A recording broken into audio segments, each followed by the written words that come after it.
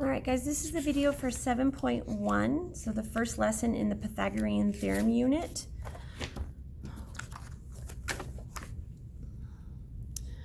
All right, I'll try and straighten that out so it's not so crooked, and I think I'm just making it worse.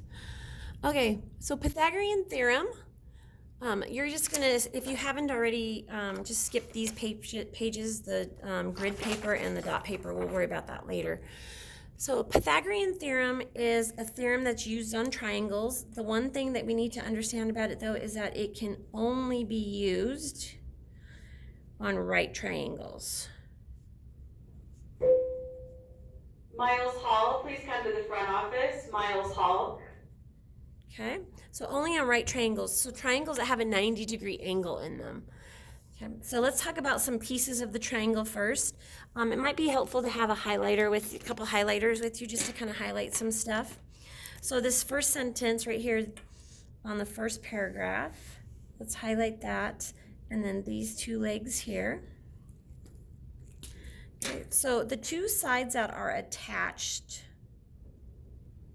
to the right angle are known as the legs. So you can see that these two are actually the two pieces of the triangle that make the right angle. Okay, this is a leg and this is a leg. Okay. In the formula that we're going to learn, the Pythagorean theorem, we call them A and B. The really cool thing about this is that it does not matter which one is A or B, just as long as you have an A and a B. So this one can be A and this one can be B, or vice versa. You could do B here and A here. You just can't have two A's or two B's. So I'm just going to put in parentheses A there and B there, but you could change them if you wanted. You could have them vice versa. Okay, then take your other color highlighter and highlight the last remaining piece of the triangle and then the first sentence of the next paragraph. Okay. This piece of the triangle is the side opposite the right angle, so across from it. You could even write across from. Okay, this is called the hypotenuse.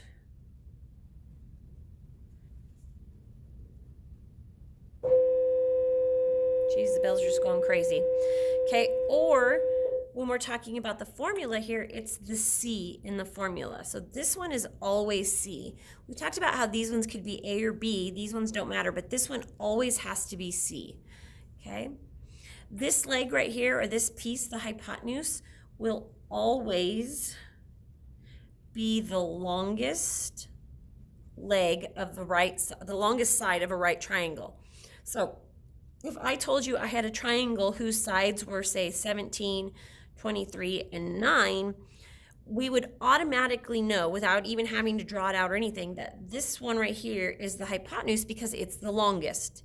There's no possible way to have a right triangle where one of these legs is longer than this leg right here. Okay?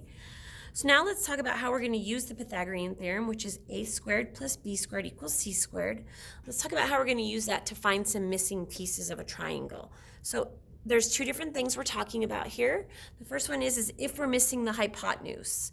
So if we're missing that leg C, okay, if it's missing, we're going to be doing some adding. And I'm going to do just a little example right up here as we kind of talk about it. So here's my triangle. Here's my right angle, and let's just say that this length right here is 4 and this length here is 3, okay? So the first step we don't know this one. We need to find C, and I know that it's C because it's the one across from the right angle, okay? The right angle kind of points at it. All right, so the first thing is to draw a picture, which we've already done, and then label them the legs A, B, and C. So I already know that this one's C, so I'm just going to label 4A and 3B. But again, it doesn't matter which one we pick, okay? Then we're going to plug A and B into the formula, this formula right here. So instead of A squared, I'm going to have 4 squared. And instead of B squared, I'm going to have plus 3 squared, and that's going to equal C squared. Notice how I just substituted the A, the square root, or the square exponent is still there. Okay. The next thing we're going to do is we're going to actually square those numbers. So 4 squared is 16. That's 4 times 4. And 3 squared is 9. 3 times 3. And that equals c squared still. Okay, the next thing we're going to do is add. We're going to add these two numbers together. So 16 plus 9 is 25. And that still equals c squared. But here's the problem. You can see that this length is called c, and right here I have c squared. I need c all by itself. So if you think back to Unit 1 when we did roots and square roots, the way to do that is to take the square root. Okay, so you're going to take the square root of 25 and the square root of c. And if you're not sure how to do that in your calculator, you hit the second button, and then this button right here next to 7, the x squared button, because what we want is that green little thing above it, the square root symbol. Type in 25, hit enter, and we get 5. So c equals 5. So this length right here is 5. Most of the time it won't come out nice and neat like that. Most of the time it's going to be a decimal. Okay. So now let's talk about how to find a missing leg. This is if we're missing A or B.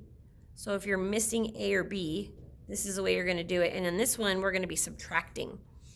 So I'm going to draw another little triangle up here so we can kind of see it as we go.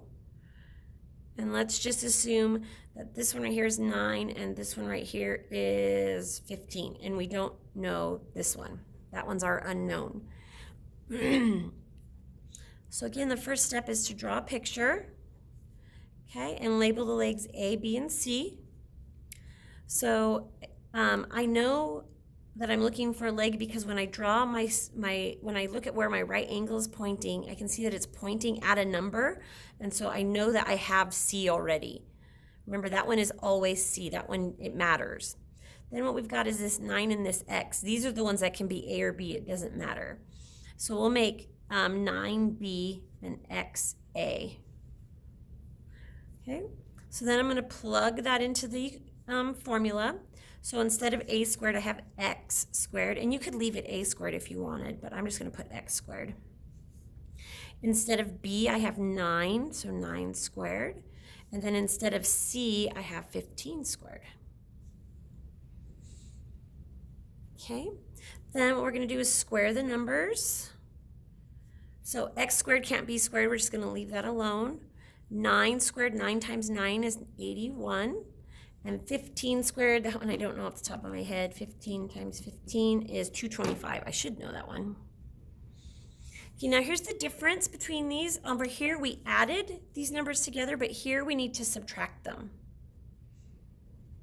Because it's like we're solving this for this unknown, right? And so I need to get it all by itself. So basically what I need to do is subtract 81 from both sides.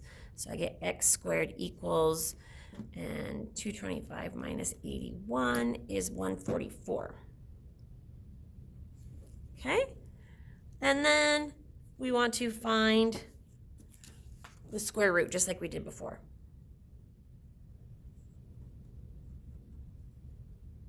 So take the square root of x squared, take the square root of 144, and I know that one off the top of my head, but just so you know, square root of 144 is 12. So this is like there's not a whole lot of room here. X equals 12 in this case.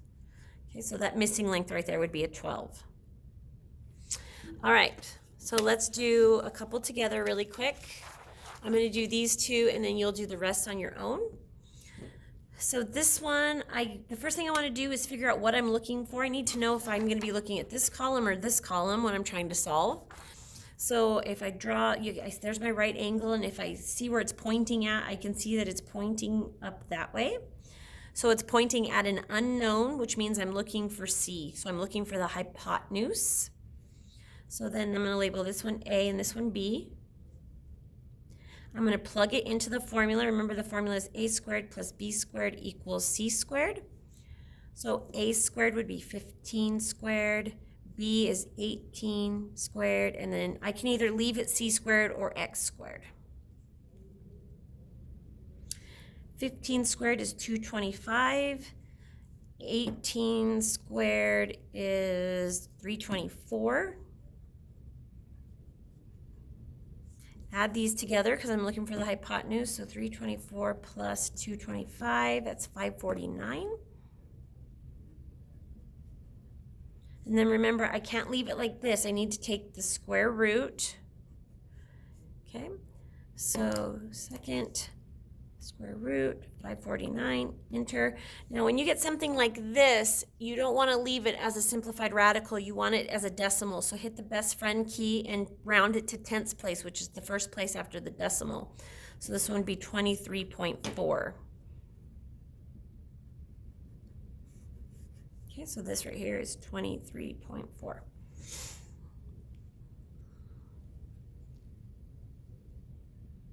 Okay, last one. I can see that the right angle is pointing at something that has a number, so I'm not looking for the hypotenuse, but this is still the hypotenuse, so I'm still going to label it C. So what I'm looking for is a leg, A or B. So I'll just make this B and this one A. Plug it into the formula. Instead of A squared, I have 6 squared. Instead of B squared, I have X squared. And then instead of C, I have 10 squared. 6 times 6, or 6 squared, is 36. 10 times 10 is 100. This is one where I have to subtract it because I don't have x all by itself. So I'm going to subtract 36 from both sides. So x squared equals, and then 100 minus 36 is 64. Then again, remember, I need x, not x squared. So take the square root, take the square root. And off the top, that's a perfect square, so I know that the square root of 64 is 8. But if you didn't know that, you could put it in your calculator. Okay, so that's 8. All right, you're going to do these ones on your own. Make sure you read this one. It wants this measurement here. It doesn't want the side length. Okay, all right, that's it. Thanks, guys.